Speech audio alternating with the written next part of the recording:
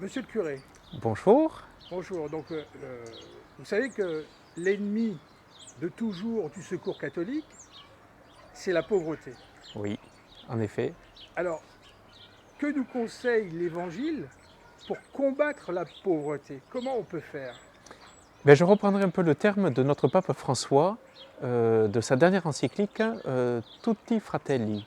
On est tous frères. Je crois que la première considération, c'est de ne pas se croire supérieur aux autres. Peut-être parce qu'on a peut-être plus de facilité, plus de biens, mais ce n'est pas pour autant qu'on on est meilleur que les autres. Si on se considère tous frères, alors on peut vivre un partage, on peut vivre un service, et c'est peut-être comme cela que l'on peut combattre vraiment la précarité.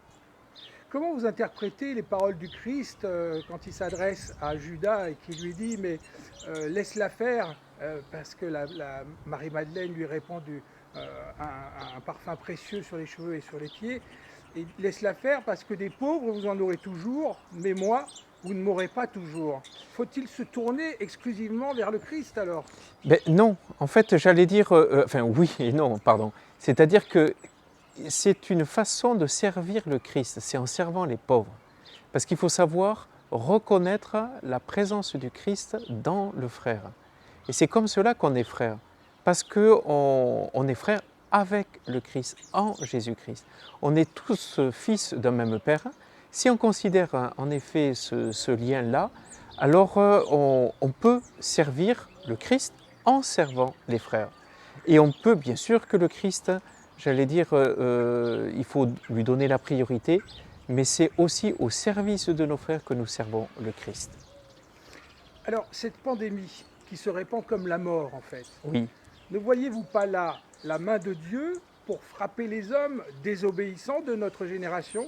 Alors je ne conçois pas que Dieu puisse frapper l'humanité de cette pandémie. Il n'a pas empêché le mal. Il n'a pas empêché son Fils de mourir sur la croix.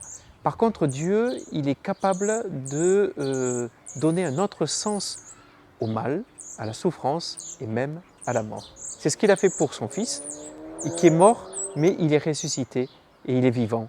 Alors cette pandémie, ce n'est pas Dieu qui l'a voulu.